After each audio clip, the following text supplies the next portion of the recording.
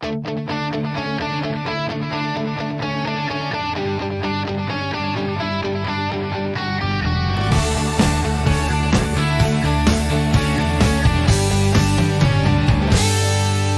may espesyal na araw, lahat biglang nagme-message.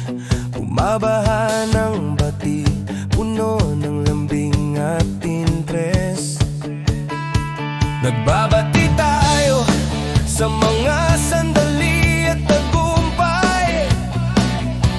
Bagong taon, iba bang okasyon, kumusta ka lang pare? Naglaan ako ng oras, pinili ko ang tamang salita.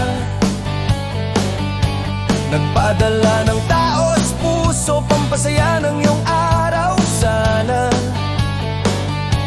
Binasa mo lahat, huminto ng isa o dalawang segundo. At ang tanging sagot na kaya mong ibigay, ito lang. Ganon din sa'yo, same to you. Ngayon, sigurado ako, bawat isa sa inyo nakatanggap na rin ng ganon din sa'yo sa buhay ninyo. Nagsulat ako ng may damdamin, dahan-dahan sa pag-type. Inulit basahin, inayos ang baybay para tamang vibe.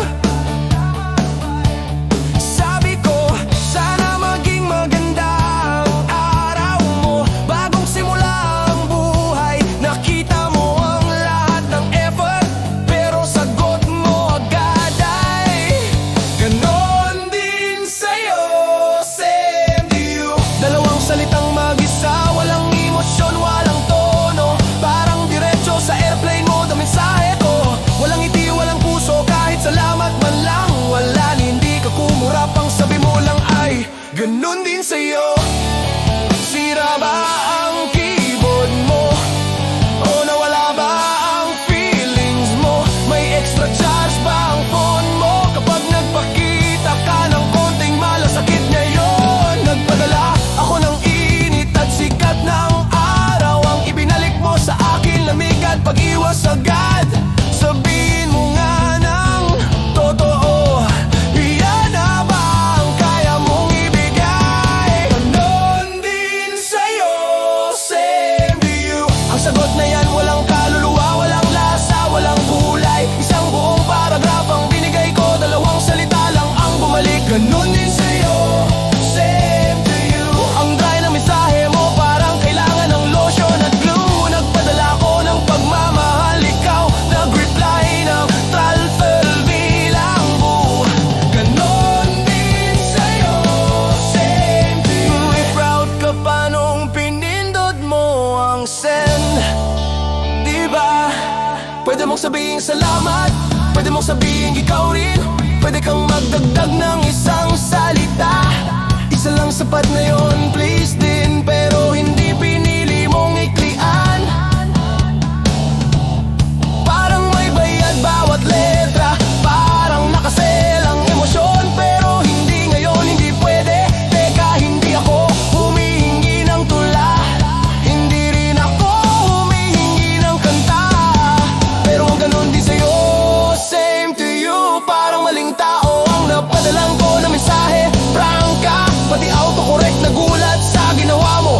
Tinanong pa nga, sigurado ka ba? Yan na ba ang gusto mong isend mo? Hindi dahil busy ka, hindi dahil late ka na. May oras kang buksan, may oras kang basahin lahat pa. Binasa mo bawat salita ng maigi, tapos sinabi mo pwede na yan. Kampeon ng minimum effort. Ganon din sa'yo, same to you. Ganon din sa'yo, same to you. Ang reply na yan, walang tibok, walang ritmo, walang groove. Binuksan ko ang puso ko, ikaw pinindot ang fast forward move.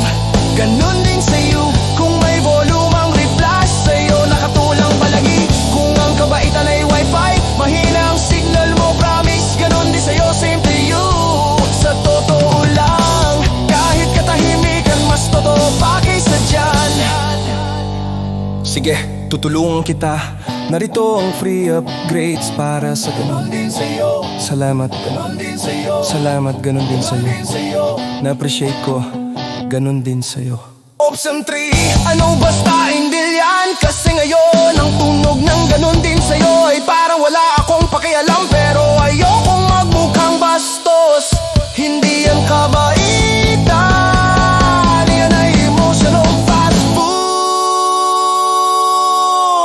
Ganon din sa'yo, same to you. Dalawang salitang todo trabaho para walang masabing totoo. Pinutol mo ang feelings ko sa gitna parang next, tapos na to.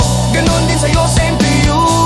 Kung tinamaan ka ng kantang to at medyo na-guilty ka, congrats o tungkol sa'yo talaga ang kantang to. Ganon din sa'yo, same to you. Sa susunod, subukan mo ang buong pangungusap. Hindi masakit, promise. Kaya kapag may kumontak sa'yo, maglaan ng 1 o 2 segundo pa. Dahil sapat na ang shortcut sa mundo, wag lang sapat. Ganon din sa'yo, same to you. Kung hindi maaalala ka ng mga kaibigan mo, bilang taong laging ganon din